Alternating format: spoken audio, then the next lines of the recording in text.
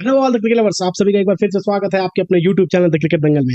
आज हम बात करने वाले हैं चेन्नई सुपर किंग्स और राजस्थान रॉयल का जो मैच होने वाला है सुपर संडे के दिन दोपहर में 3:30 बजे, और ये मैच होने वाला है चेन्नई में।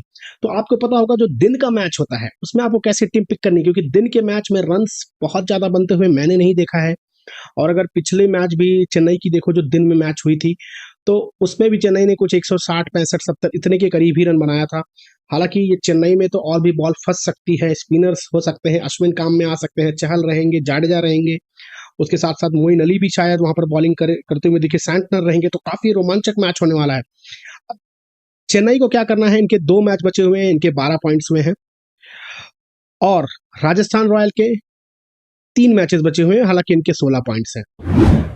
आप अगर चैनल पर नए हैं तो प्लीज चैनल को सब्सक्राइब कर लो, वीडियो को लाइक और शेयर करो दोस्तों, क्योंकि बहुत सारी इंटरेस्टिंग बातें भी मैं इसके साथ साथ आपको टीम कैसे पिक करनी है वो तो मैं बताऊंगा, बट और भी चीजें आपको बताते रहूंगा। तो अब जैसा मैंने कहा कि ये दिन का मैच है, उसमें कैसी टीम पिक होगी, बट चेन्नई की अगर मैं थोड़ी सी बात कर लूं तो अगर ये जो बकलोली करते हैं कि कभी कभी भेज देते हैं रहाणे को ऊपर, ऋतुराज गायकवाड़ को 1 डाउन, फॉर्म किसकी अच्छी चल रही है? जिसकी फॉर्म अच्छी चलती है उसको आप उसी के स्पॉट पर खिलाएं जहां पर वो खेलता है। फॉर्म जिसकी खराब होती है उसको आप ड्रॉप करते हैं या उसको आप पोजीशन में चेंज करते हैं। मेरे ख्याल से तो ऐसा होना चाहिए, बट यहाँ पर उल्टा ही हो रहा है। उसकी वजह से ये पिछला मैच हारा है। अदरवाइज ऋतुराज गायकवाड़ अगर ओपन करते, थोड़ा रन भी बनाते, ज्यादा नहीं बनाते, 25-30 रन भी बनाते, अच्छी शुरुआत मिलती, तो वहां से मैच बन सकता था। बट यहाँ पे 3 ओवर में ही अगर आप देखो तो मैच खत्म हो चुका था, लगभग 3 विकेट चले गए थे और 8-10 रन कुछ बने थे, तो वहां मैच खत्म हो गया था। तो थोड़ा सा दिमाग से अगर बकलोली बंद कर देंगे जो करना, तो मेरे ख्याल से ये मैच दोनों जीत सकते हैं। अच्छा, अब यहाँ पे सबसे इंटरेस्टिंग बात आती है कि इनके जो एक मैच आरआर से है और एक आरसीबी से है। अब आपको पता होना चाहिए कि आरसीबी को 2 मैच जीतने, एक उसका डीसी से है और एक चेन्नई से है।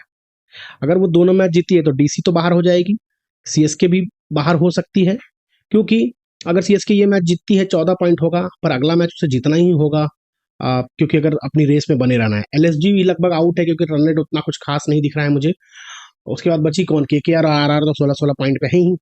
खैर, मैं आपको बताऊंगा आपको कैसी टीम पिक करनी है दोस्तों। ये मैच होने वाला है अभी भी, लगभग ये 61वां मैच होने वाला है, लेकिन अभी भी आईपीएल में किस टीम ने क्वालिफाई कर लिया है, कौन सी 4 टीमें जाने वाली अभी तक तय नहीं हुआ है। इसे कहते हैं आईपीएल प्लानिंग। प्लानिंग नहीं कहूंगा मैं, हालांकि अभी तक टूर्नामेंट इतना कड़क है, ये बोल सकते हो आप, कितना टफ टूर्नामेंट है कि अभी तक कुछ फाइनल नहीं हो पाया कि कौन सुपर 4 में जाएगा। तो सबसे पहले चलते हैं, आपको ग्राउंड दिखाते हैं कि चेन्नई में जो मैचेस हुए हैं, क्योंकि किस प्लेयर का। अब देखिए, चेन्नई में अगर आप देखोगे तो राजस्थान रॉयल के अश्विन ने काफी मैचेस खेले हैं, तो ऐसे में उनको टीम में आप जरूर रखें, क्योंकि दिन का मैच है। तो मैं तो चाहूंगा कि आप अश्विन को जरूर रखें। शिवम दुबे को जल्दी चलता कर सकते हैं। सचिन रविंद्र की फॉर्म आई नहीं और बिना मतलब का रन भागे थे, रहाणे भाई ने काम कर दिया था, रन आउट भी करवाया और खुद भी आउट होके चले गए। खैर, उनकी भी गलती नहीं है, फॉर्म जब नहीं रहता है तो ऐसा होता ही है। तो आपको दिखाऊं तो चेन्नई के में टोटल 82 मैचेस हुए हैं। ऑन एन एवरेज अगर आप देखो तो 165 रन पहले इनिंग में और 151 दूसरी इनिंग में बनते हैं। तो यहाँ पे पहली इनिंग में देखिए, अगर ओवरऑल देखोगे तो 46 मैचेस जीती गई है पहले बल्लेबाजी करते हुए। तो दिन का मैच रहेगा, अगर आप 175-80 रन बनाते हो तो अपने आप को थोड़ा सा समझ सकते हो कि जीत सकते हो। अनलेस एंड अनटिल आजकल ऐसी क्रिकेट हो रही है कि अगर 6 ओवर में ही 70-80 रन बना देती है अपोजिशन तो मुश्किल हो सकता है। खैर, हम चलेंगे पिछले 2 सालों का, देखेंगे कि पिछले 2 सालों में कैसे रन बने हैं, क्योंकि काफी पुराने मैचेस भी हमने यहाँ पर लिया था। तो 2 सालों की बात करोगे तो आप देखोगे थोड़ा सा माहौल यहाँ पर बदला है। ऑन एन एवरेज 175 रन बन रहा है फर्स्ट इनिंग में, तो मैंने जैसे कहा 180 तक, और सेकेंड इनिंग में 158। हालांकि अगर आप यहाँ पर देखोगे तो 200 से ज्यादा 4 बार रन बन चुके हैं और 200 से कम 3 बार। ठीक है, मतलब जब सेकेंड इनिंग में बैटिंग होती है तो चेज होना थोड़ा सा मुश्किल हो सकता है। हाँ, लेकिन अगर आप 170-75 बना रहे हो तो एक अच्छा स्कोर होगा, बट ये चेज हो सकता है। इसलिए कोशिश करें कि अगर 200 या 190 ऐसे रन बनते तो थोड़ा सा मुश्किल में अपोजिशन आ सकती है। खैर, विकेटों की बात करूँ तो पहले इनिंग में 7 विकेट जाते हैं, दूसरे इनिंग में 5, और चेज भी देखो तो 8 बार हुआ है, 7 बार फर्स्ट बैटिंग में, तो ये इक्वल है लगभग। मैं ये नहीं कहूंगा कि बहुत ज्यादा सेकंड बैटिंग पे चांसेस हैं, बट ठीक है, 50-50% चांसेस हैं। ऋतुराज गायकवाड़ यहाँ पर है, इनको ओपन ही कराएं, अनलेस एंड अनटिल आपका बहुत कुछ अलग ही प्लान चल रहा है, क्योंकि ओपन करने दो ना, जीरो पे आउट होते तो आने दो, होने दो, क्योंकि वैसे भी आ रहे हैं तो जीरो पे ही आउट हो रहे थे, इससे अच्छा ओपन करने दो। तुषार देशपांडे ने इस साल भी अच्छी बॉलिंग की है, पिछले साल भी अच्छी बॉलिंग की थी। अब यहाँ पर अगर हाईएस्ट देखो तो 217 है, तो 250 50 60 70 ऐसी वाली तो पिच नहीं है, अनलेस एंड अनटिल आपका बहुत आपके बॉलर्स का बहुत बुरा दिन हो।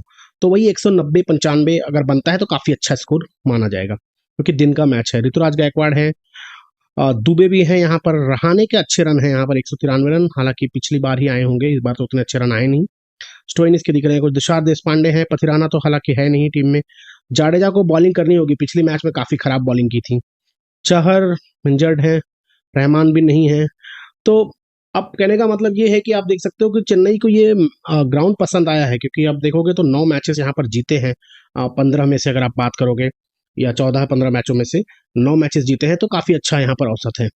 अब ऐसे बेस पे अगर मैं आपको एक टीम बता दूं दोस्तों की कौन सी टीम एक होगी जो आप पिक कर सकते हो, तो ऐसे में दोस्तों आपको जब ग्राउंड के हिसाब से एक टीम बताता हूँ कि क्या टीम पिक कर सकते हैं। हालांकि परफॉर्मेंस हम और भी डिटेल में देखेंगे, पर दिन का मैच है और चेन्नई का जो ग्राउंड है थोड़ा सा उतना ज्यादा रन नहीं बनता है जितना हम सोचते हैं, 250 350 वाला रन नहीं बनेगा। तो इस हिसाब से आप देख सकते हो दोस्तों कि संजू सैमसन और जॉस बटलर रन बनाते हैं। दिन का मैच होगा तो भी मुझे लगता है 40-50 रन दोनों बना सकते हैं। जायसवाल तेज स्टार्ट कर सकते हैं, अगर फंसते नहीं है तुषार देशपांडे के प्लान में तो कम से कम 30-35 रन बना सकते हैं। अब यहाँ पर ट्रेंट बोल्ट को हमने रखा हुआ है, क्योंकि अगर रहाणे खेलते हैं, पता नहीं अभी और खिलाएंगे कि नहीं, क्योंकि फॉर्म में है नहीं, तो हो सकता है ट्रेंट बोल्ट को विकेट मिल जाए, इसके लिए यहाँ पर ट्रेंट बोल्ट को रखा है। बाकी जैसा मैंने कहा अश्विन, जाडेजा, मोइन अली को भी रखा है, क्योंकि यहाँ पे स्पिन थोड़ा सा बॉलिंग होगी, तो आप युजवेंद्र चहल भी ट्राई कर सकते हैं, क्योंकि स्पिनर्स के लिए ये अच्छा पिच हो सकता है। दुबे पिछले 3 मैचों से उतनी फॉर्म में नहीं है, अगर आप देखोगे तो 2 जीरो आए थे इनके, और पिछले मैच में भी कुछ 20-22 रन ही बनाया था, तो उस हिसाब से उतनी फॉर्म में नहीं है।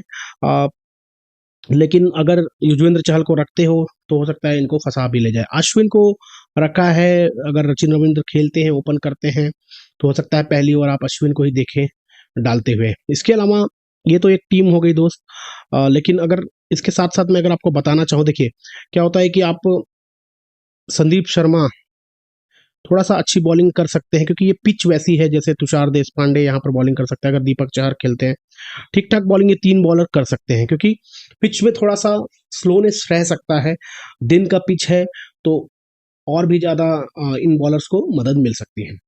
तो ये तो दोस्तों एक इनके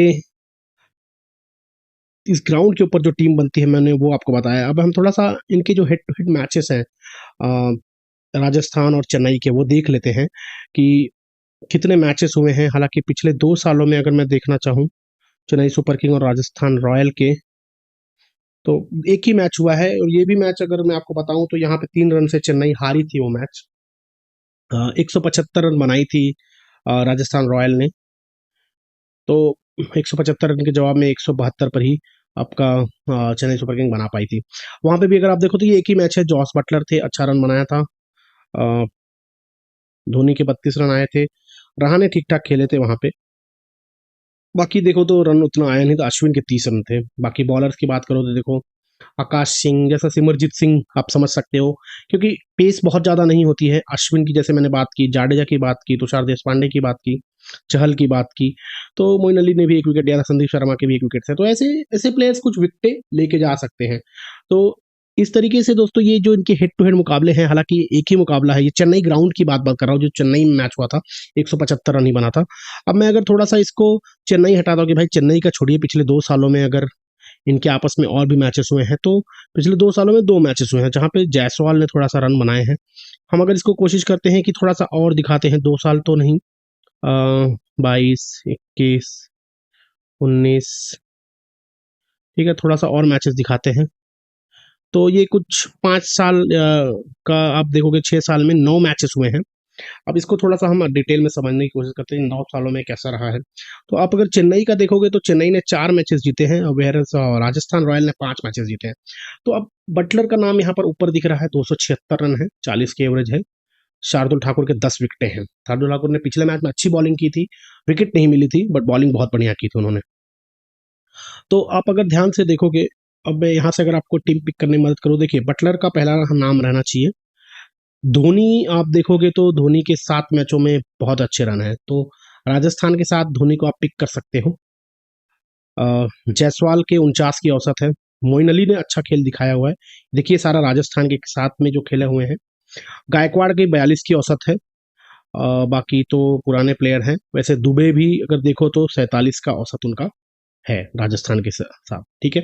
बाकी अगर आप देखोगे तो सैमसन का नाम यहाँ नहीं दिख रहा है, तो मैं थोड़ा सा सैमसन को ढूंढने की कोशिश करता हूँ कितने रन बनाए हैं। जडेजा का देखो तो आप देख सकते हो 8 मैचों में 107 रन है। सैमसन 9 मैचों में 98 रन है, सिर्फ 11 की औसत है। अब ऐसे में आप ये सोच सकते हो कि क्योंकि फॉर्म में है सैमसन तो उनका रहना बनता ही है टीम में, बट अगर आप ये औसत को देखोगे तो आपको लगेगा कि ये टीम में ना रहे तो भी चल सकता है। खैर, शार्दुल ठाकुर के 6 में 10 विकेटें हैं, जाडेजा की 8 में 8 है। चहर की बात करूँ तो अगर खेलते हैं तो 4 में 6 हैं, मोइन अली के 5 हैं। तो मोइन अली एक अच्छे प्लेयर साबित हो सकते हैं अगर बॉलिंग उनको मिलती है, क्योंकि दिन का मैच है, मुझे लगता है देना चाहिए।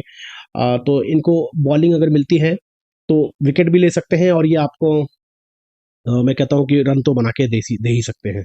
चहल की 3 में 4 है, अश्विन की देखिए 3 में 5 है।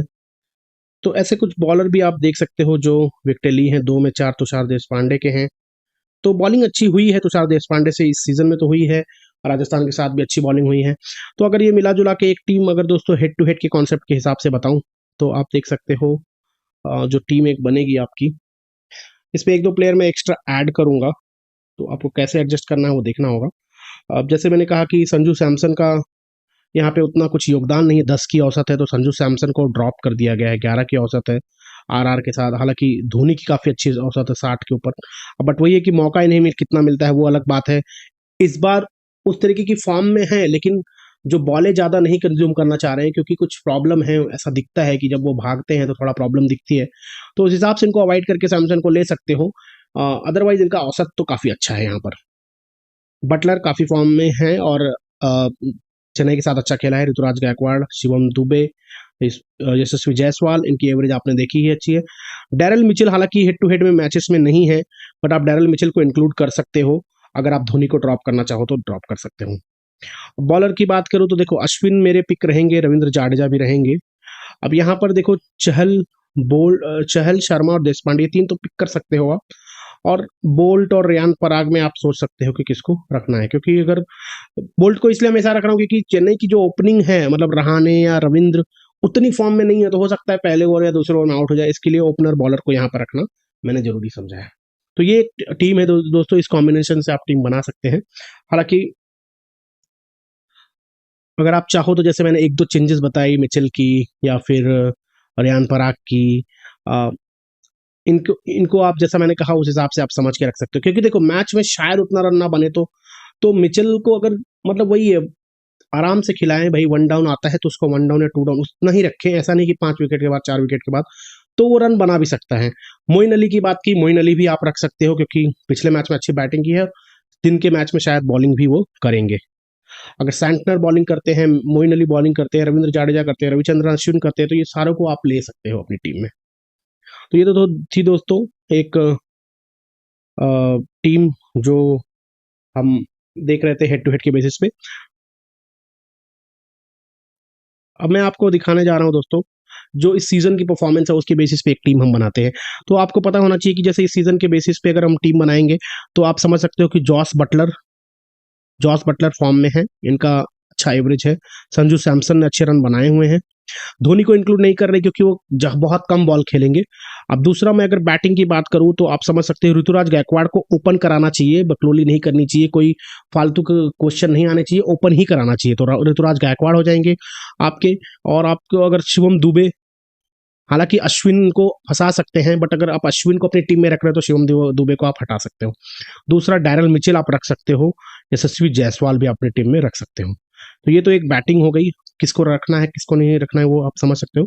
मोइन अली को मैं रखूंगा, रविचंद्रन अश्विन को भी रखूंगा और रविंद्र जाडेजा को भी रखूंगा। ये 3 बॉलर तो रखूंगा ही, ठीक है। अब अगर मेन बॉलर तुषार देशपांडे, ठीक है, और एक यहाँ पर मैं रियान पराग को रख सकता हूँ, क्योंकि बैटिंग अगर उन्हें मिलेगी तो 35-40 रन भी बना सकते हैं। ये पिच वैसी होने वाली है, थोड़ा सा दिन का मैच है इसके लिए। उसके साथ साथ आप तुषार देशपांडे के साथ साथ संदीप शर्मा और ट्रेंट बोल्ट को इसलिए रख रहा हूँ क्योंकि यहाँ पर चेन्नई का जो ओपनिंग स्लॉट है वो बहुत खराब चल रहा है, तो उस हिसाब से ट्रेंट बोल्ट भी शुरू में विकेट लेके जा सकते हैं। तो दोस्तों ये एक टीम आप बना सकते हैं, हालांकि ग्राउंड के बेस पे या हेड टू हेड के बेस पे आपको टीम मैंने ऑलरेडी बताई है, तो वीडियो में आप आराम से वो देख सकते हो। तो उम्मीद करता हूँ दोस्तों ये वीडियो आपको पसंद आई होगी, तो वीडियो को लाइक और शेयर जरूर करें, और सब चैनल पर अगर नए हो तो दोस्तों सब्सक्राइब कर लें। मिलेंगे आपसे नए वीडियो में, तब तक के लिए धन्यवाद।